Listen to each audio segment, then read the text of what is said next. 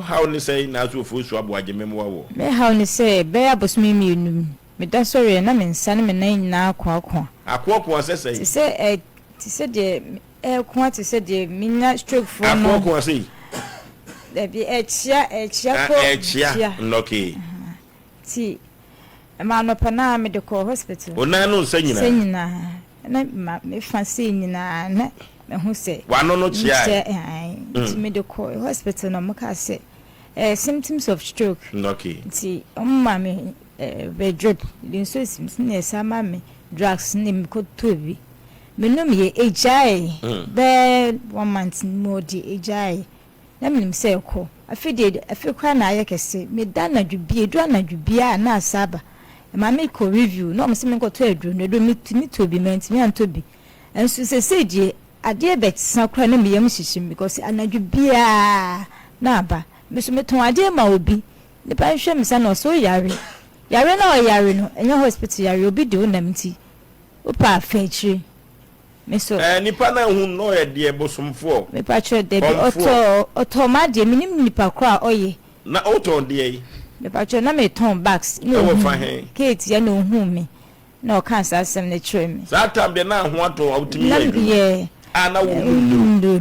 ti wo ton ade no a wo ye ne papa ana so wo hu wa o ka se me nche no junso dan baby e junso nti me ko che no ti me ko no o da masti no se mahu so ya ri o so ba ye no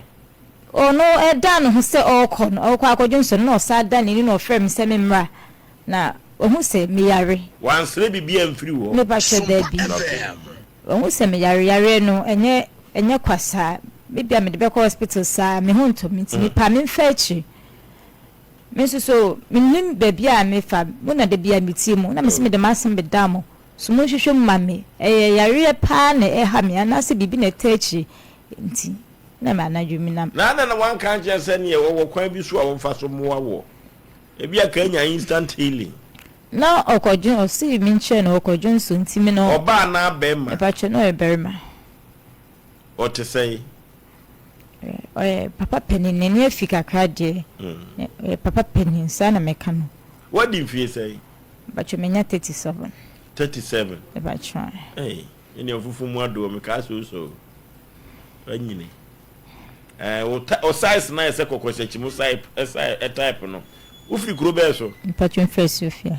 Sofia patron na di asantini ba mo na me asantifo no krokro asa no ya me beka sawate patron beka se tida bia wutie ye patron na ase da bi nkwaje ne be free ha patron ha Nazareth ana nya me free mo beto wate patron Prophet Joseph Mensawa patron bia be kama se ye hunhun mu asem na uko obowura mabusua mu a sa stroke yade no wo hu bia yade bi pen mati ebi ye mami bi bet ofi ma che ono nkwa na meti se nya me be kasa prophet wadawro ma media na asemetia wo se wo taitie so pass mpenipa no se Prophet Joseph Mensa nya me nam no so manage pempem pa ma me obaje wate e ba che prophet wa haidie me obasa na me ho atome sanse se kasu subjuma pa dia Prophet Joseph Mensa ti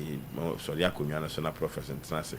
ye hwehwe ma traba kono so producer ya ma ne tan no se ya na prophet to bisa questions kakra na nyame mfa so prophet so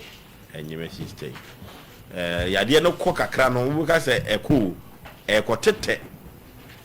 echi no anipa ni ho no na abona hwo ma me na wo say facho me my 5 o my 5 hey somebody kaka yo fufu mu adoa prophet to so kwa no and type price kokose chimo type no keten obinyina che 37.5 and that's all we say ya na now tie na say phone wa phone me facho me swati pa say swati say swati ho beto now so che say me so de bet me hu ni say a ticket we bi how your back okoro asantini ba prophet entio ma me udini di say e future kwa pa no kwa for ma me future na tuo no wo say yale SOMPA FM da na jokura no osuro sa de be chine wadwedwu gumpa so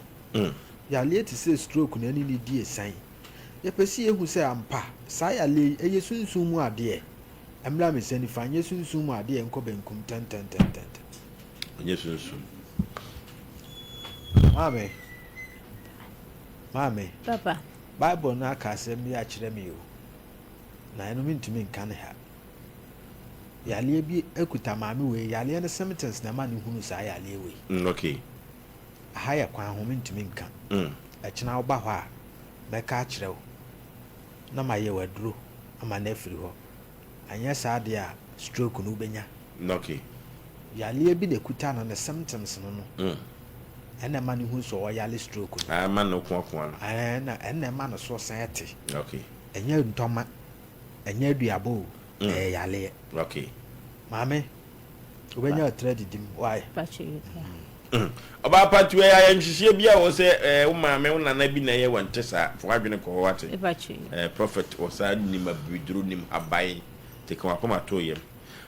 Prophet abrantie no a na mua ha no no. Sa abrantie no na oso ama ne ho aton. Oh no adi adanse a kire me. Oh. Say ne be 4 days. Ti ko am ka che se ka omra no ni adanse. San se wadi machi a che free suame fie no ho a. Okay. Ene e wo suame no na aye on and off. Ya na wajade na ekọ na asamba na video se be de wo hu no die. Ayare sa yi nyame dia. Na metiase. My telephone number is 055 44 77 959 055 44 77 959 and I said 0541 40 39 0541 40 39 Acha aya santase nyina mi ko junction how be a wo bi ansuro to America bra o ba brantem na obehunu akwan nyame fa so ye adwuma akra mo okay yane Bible no kwafo na edi ahyiamu adadwo da bia ehwehwemu o se wo hwe ye nwua ba yi a obekwa akohwe no na wode nani akwa sa ba bi bebrebe wekwa akohwe no adwendwini bebrebe obekwa akohwe no wode nani atwo nkrofo bi so se emre bi sei eno kura timi jaabo adwendwini ma so timi te SOMPA FM na so nyame ncha de Bible no kwafo se enye sunsun mu ade na emum yade so ba ye di na chiwade ka no ayaduru itimi ko timame kama to ye mate nyame bekasa ono asamo ya manfa chakase nkoma mi nwa ba ko mi nwa ba reta I friend dada be the cosmetics kase pa won kan okay na mi nwa ba yi ansen hu se me wa fa na yo no okay nyame nam so the reta unua mo studio na na me chia wo SOMPA TV SOMPA FM angopo nyo kase pa ya ibi ase nyede adai ibi ase da ye kan ya de mani pa hoto no okay ya de mani pa hoto aka nipa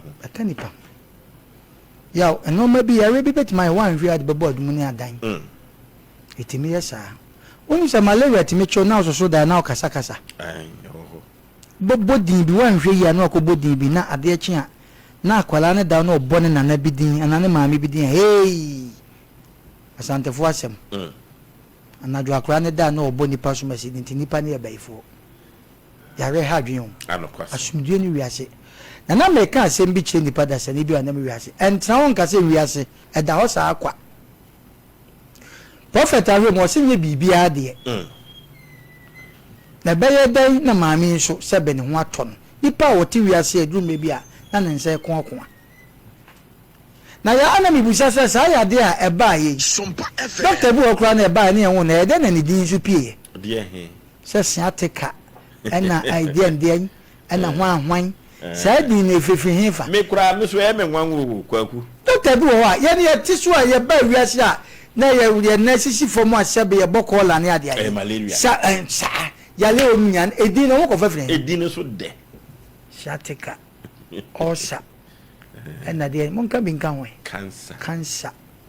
ena kidney edin de kidney failure na chese hu sesen de sa edin no na wen stroke krase ke nipa ni akede stroke yeah eti nipa ni ahoto enu ti de du mebi won ma ya na se yare egewa tobo anfa mo adum ni adan ya obi wa akopa no so na yewa ona nya ona yewa ni obaye opa ma afede on so yewa denwa bai o hwe na oni ahoto yare tete no enjaka wade se ya na yade bi ba se ya ni ye hwem na se se nyefe yade anya obi na yewa ya na wa hoda so eche se ye se obi na enanzu ye huni pakro dina de bia na meka se ya sofi ni binum no o medima cho se ya le we na ye se bai nyankopon Yesu Kristo timi ma donko dompe ho akokwa se bi pebia se ehwo ye nam de a ene ne ye ne dai ezo ye beka ne se sim but we dey jaka we dey say any spirit bia let us say yade ene wo so na sa yade di busa se eno nso achiwade bi na okodi ye ana efiri hefa ana wabusu anim ya ne mo yawo enyu ba me ka se bi mini nyam ne nete mini ne da na so me ka so wo hoto ana oboa odwenwen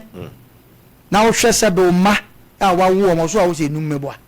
na wo hwe na oni hoto de hwe ne ma be be tama enum de enfufu madoa na wo hwe pa sanka du tama ne nipa bia wo bre o mo ma ho ba yade nti enne o ma wuaja o mo ma ho o ma ye basa bu okura na de wodi kwa ho de because then o de hwe nkolai ya nipa bebia nkura bebia o my street boys a o ne nanam nyina e fa nya se bia kwazambafo yade abebo o mo parents a se be hwe kura na yede anokwase yade ha adwun woni pam yade ha adwun woni pam to wan hwe ya odu bobo ma ba ntini e kase nipa o to wa edu mebi ho no mo a susu na otimu nya ode wo wiase Sompa FM wiase ni obi na ye okra na obetima hia nkwanhia yade bi betima ba wuyi anu ba bi enye yie ya tititi enya ya hu nsem bi panyo na ne yenka wonnam na okotie betie ni wahye watade bi ni ade ahwe se nye adom a nyame adom ni obi be hu bibia ka kire wa ya wonnam wa ne wawu anokwasem because ese ne oka wo kra nipa na busua na wo mu wa wo fi se ye hiwo ya wo dum nipa no kra na ho ahi o kwan bi so mpeso mo se no de ye ana nwoma wona wo ye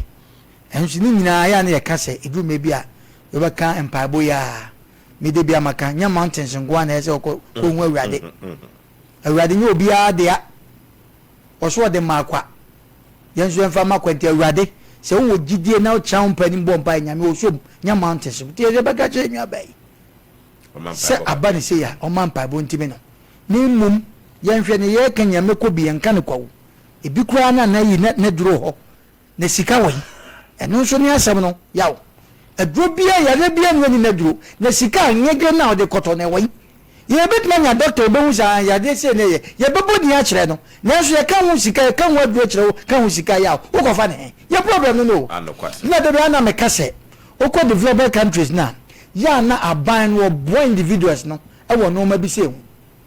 temi de bia maka kroma fo mpanifo asikafo no edu time ankomu sisi dan bi ene hospitals bi na nka hiafo na se bi nwo ne boa ye den ye nya hospital bed na so no ko bi nya sa de ne nya se be kasa ye to na yi ase ne ye twa ho ahia no emfa so bi ani so fa so bi ani so ko gawo ebi obi be kasa o na nya nka bed ye sin na so adwene na aba na America me ma dwen na me kire because that time she mami me se ne yade yi ye betima nya doctor bi obehu se yade we ye to ho adu a ebekọ ba sika na de ba koto bodi jewa wo ko fa na we ti ani ye bese madaroma mommoa na eni ahiafo azu e wo fomi obi be kana sem se ya ne ye gya ne kwa mana kwa ya ne mu ya cause wo ba nyina no yitima dwi nyina nse me ko sompa ide ne nso aba de eni esese ye ne ye hu se nya obi a na eye ti mami so de na dwi bu bibi kwa na won tu no hu se an se na te de e ya de ti me fa mpa ebo na adumfo bi e be dum no ne ye hwe ne ye hu ti e be sre Ghana fo mo a nyankopon atom nsem no cars na ye yie ya wo be ko sikani bi fie cars egonya asem ketwa eye no ma bi se ke kan se ya na nka jamo aba maame na obetran se kasa ye no yese omo mi hwe mo doctor bi won ko hwe no o hwe a yale bi ewum bia na duro bia ne meboa me ato ne bi na yawo ye pe ye nya se che se bibia ne yesre obi nso nka obi ankoma se maame nti e be hwe nkora num adai okay maame